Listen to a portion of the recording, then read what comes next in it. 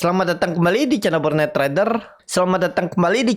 Trader. Di video kali ini saya akan menganalisa untuk saham-saham dari sektor retail dan beberapa yang di request. Pertama, langsung saja ke Access yang ditutup di harga 615 menguat 2,5%. Asing net buy. Kalau dilihat dari broker sebenarnya akumulasi. Langsung saja ke teknikanya. Ada potensi teknik rebound hari ini. Walaupun hari ini volumenya kecil, tapi ya tetap potensi teknik rebound ya. Cuman ya kita nggak tahu tinggi enggaknya.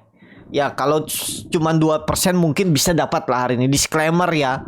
Dan ya sesuai ya psikologis pasar itu saham-saham pasti mantul dari support kuatnya atau support level psikologis atau support angka genap 600, 700, 800, yaitu area-area yang potensi mantul.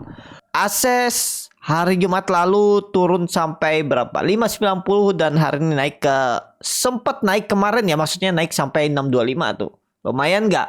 Anggap aja beli di 600. Hampir naik 4% kan? Ya itu. Besok hari ini bisa rebound nggak? Masih bisa. Kalau ISG-nya gimana? Jadi seperti itu. Untuk Access cuman tinggi enggaknya kita nggak tahu ya seberapa tingginya. Untuk kenaikannya, kalaupun bisa tinggi kenaikannya, Access ini ya paling 650 640 itulah. Bisa tembus nggak kira-kira? Kalau kondisi ISG seperti ini kayaknya berat untuk tembus. Ya, itu aja dulu untuk Access. AMRT yang ditutup di harga 2430 menguat 2,96%. Asing net sell. Kalau dilihat broker resminya AMRT di distribusi. Nah, AMRT-nya sideways ya. Sebenarnya bagus sideways seperti ini. Cuman sideways-nya ini di saat dia lagi downtrend. Memang minornya nih uptrend. Kenapa? Karena dia terus membentuk higher low. Tapi kan majornya ini dia lagi downtrend. Bahkan pola dead cat bond, mana pola dead cat bond? Ini dia turun sideways terus coba tembus gagal jebrot. Nah, apakah ini momentumnya dia bangkit? Coba lihat pada detektor stock bid. Biasa aja ya. Malah distribusi. Tapi Bapak Ibu perhatikan, ada yang distribusi tapi yang nampungnya siapa tuh? Broker-broker yang jarang dipakai retail juga tuh. Ada BB, ada JP, ada GW, AK, KJ, RX, YU. Kalau kita sebagai trader melihat kondisi seperti ini ya kita hanya cuman bisa membuat plan. Kalau feeling kita lebih yakin naik, tinggal buat plan, pasang support resisten. Ini kan sideways range konsolidasi yang pendek. Ya gini. Ya 4% lah cut loss-nya. Anggap aja cut loss-nya di bawah candle bullish engulfing nih. Ya ini sebenarnya candle mengkonfirmasi untuk naik. Dan lihat 3 hari ke depannya dia terus bertahan di atasnya. Apabila jebol udah tinggalin. Targetnya ya nggak usah muluk-muluk. Kalau dikasih sampai resisten selanjutnya yang cukup kuat itu di 5-6% ya cukup lah. Ratio 1:1. Ideal nggak yang seperti ini? Kan banyak influencer atau banyak trader senior yang menyuruh atau membuat plan tuh minimal 1:2. Berarti kalau 1:2 cut loss-nya mungkin 4%, ya berarti harus minimal 8%. Ya kembali lagi ke Bapak Ibu. Menurut saya nggak salah juga kalau cuma 1:1 risk reward. Yang penting condong kemana arahnya nih. Kalau condong ke atas ya nggak masalah 1:1. Atau feeling Bapak Ibu nih nggak tahu nih kira-kira kemana arahnya, tapi feelingnya kuat nih ke atas. Ya udah pasang aja 1:1, nggak salah ya. Kalau di saham downtrend Bapak Ibu berharap 1:2 bisa dimakan market tuh, bisa balik BFP ya. 1:1 tuh ideal aja, nggak salah kok ya, karena di market ini kan tergantung masing-masing.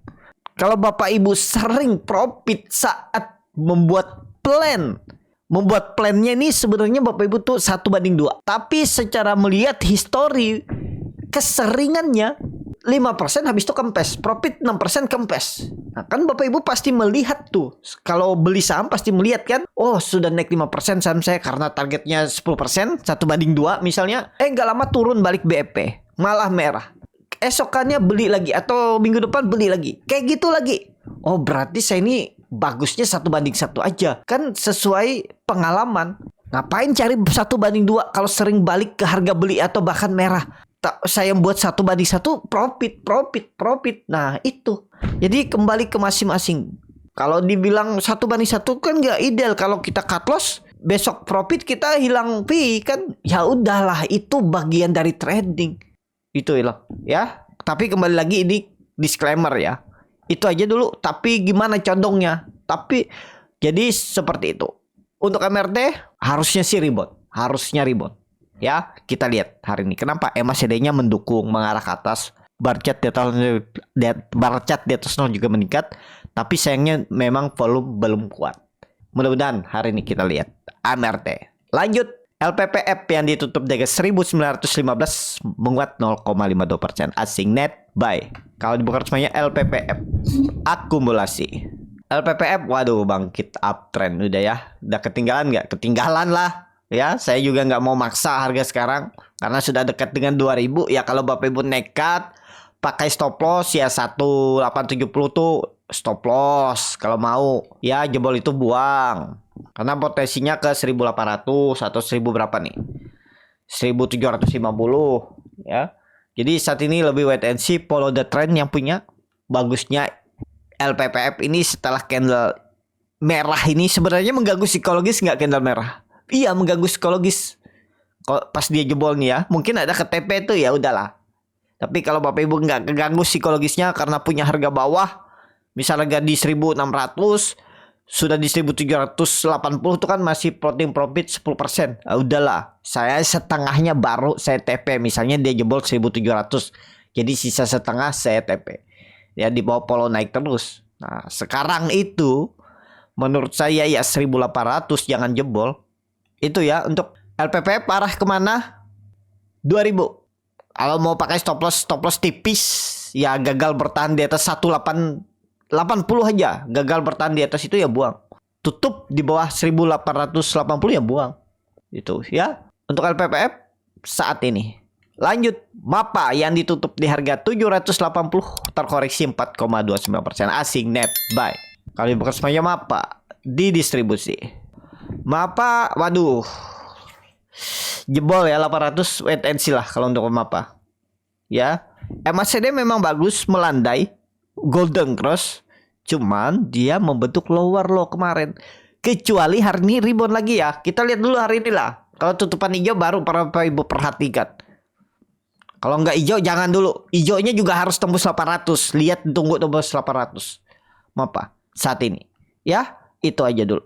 Lanjut MAPI yang ditutup di harga 1460 terkoreksi 2,66%. Asing net sell.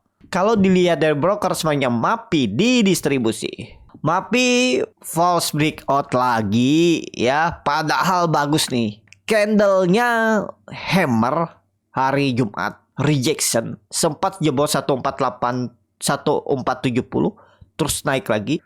Jadi saat ini gimana? Kita lihat hari ini dulu ya, kalau dia tembus lagi 1480 1500 aman ya. Kalau enggak ya udah jangan dulu lah. Boleh nggak saya spekulasi buy sekarang? Kalau pandangan saya sih jangan dulu ya. Mending sekalian kalau melihat kondisi seperti ini ya 1350. Turun 6% dulu. Baru Bapak Ibu perhatikan atau mau beli nanti di area ini nih. 1350, 1360. Ya. Sekarang jangan dulu, mending beli atas. Kalau dia hijau baru beli.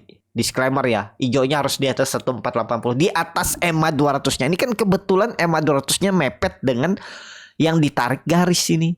Nah, kalau dia hijau menarik nih MAPA. Ya, itu aja dulu untuk MAPI. Target kemana MAPI kalau bisa hijau? Kalau dia bisa hijau rebound bertahan, target minimal 1600 berapa nih? 1640, 1610. Nah ini lumayan gak 6%? Lumayan. Kalau beli dari lebih bahkan. Kalau dibeli di 1480 bisa 8% kan? Itu untuk MAPI.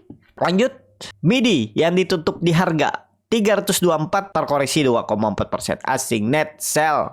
Kalau dibuka resminya MIDI akumulasi tipis. Kalau dilihat dari broker resminya MIDI di distribusi tipis. Langsung saja ke tekniknya. Ada potensi rebound. 320 jebol. 320 potensi rebound. Ya. Kemungkinan besar MIDI masih akan sideways. Supportnya 320 harus dijaga. Ya. Masih sideways. Untuk MIDI ya tergantung Bapak Ibu lah kalau mau beli. Karena Bapak Ibu lihat juga ini broker summary-nya itu JP YUFS. Jadi 3 broker atas tuh bukan broker retail yang nampung. Cuman memang likuiditas masih tipis ya. Akumnya JP kemarin cuman 183 juta. YP 85 juta. Jadi likuiditasnya tipis MIDI. Tapi ya 320 harusnya dijaga ya. Itu untuk MIDI. Lanjut. RALS yang ditutup di harga 362 menguat 4,62%. Asing net buy. Kalau dilihat dari broker sebenarnya RALS didistribusi. RALS akhirnya bangkit.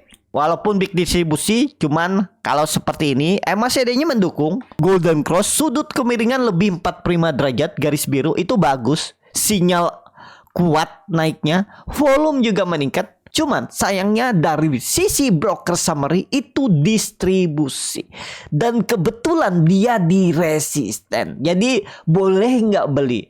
Kalau pada saya wait and see dulu lah. Lihat respon market hari ini. Kalau memang buying power bagus, entry. Tapi kalau nggak ya jangan. Takutnya false break, koreksi dulu ya. Menariknya beli di berapa nih kalau mau RALS? Kalau ada koreksi ya menurut saya di 352 itu bisa mulai cicil. 352 cicil aja tuh. Turun berapa 3%, 4% tuh bisa cicil. Ya, ini sih memberikan sinyal naik, cuman ya broker summary-nya yang kurang mendukung. Kalau technical chart mendukung, MACD mendukung, volume mendukung, dan kebetulan tutupannya di resisten lewat dikit. Jadi ya kita lihat dulu respon market hari ini. RALS. Target RALS kemana nih kalau lanjut naik menguat nih? Ada peluang sampai April nanti bisa 390-400, EMA 200-nya tujuannya. Mudah-mudahan ya, kalau terkonfirmasi breakout 360 RALS. Itu aja. Lanjut TKIM yang ditutup di harga 4.830 menguat 0,62%. Asing net buy. Kalau di broker resminya TKIM akumulasi. TKIM belum dulu. Ada big akumulasi, cuman belum. Gini aja kalau Bapak Ibu nekat TKIM. Ini kan dia sudah membentuk higher low, higher high. Walaupun sebelumnya tuh lower high, lower low, lower high. Jebol 4.800 jual. 2% aja koreksi buang. Target minimal ke berapa? 5.000. 3% targetkan profit. Risknya berapa tadi? Risknya tadi 1,5%, 2%. Ya. Pokoknya kita lihat TKIM nih. Kalau minggu ini tembus 5.000, minggu depan harusnya menarik. Targetnya masih sama. Ya. Resisten kuatnya itu 5.400, 5.500. Tapi catatan minggu ini balik 5.000 dulu. Catatan minggu ini jangan turun di bawah 4.300 untuk TKIM. Itu. Lanjut. INKP yang ditutup di harga 4.900 menguat 1,65%.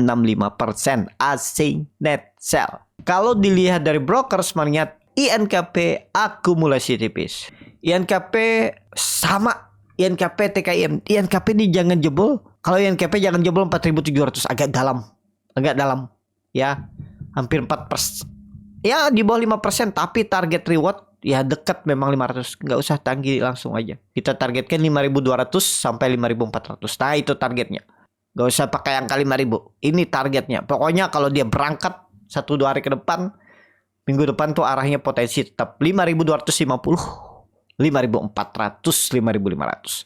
Catatan jangan jebol 4.900. Kalau dibuat trading plan, nih saya perbesar ya. Takutnya yang dari handphone tuh nggak lihat lagi. Kalau dibuat trading plan seperti ini bisa.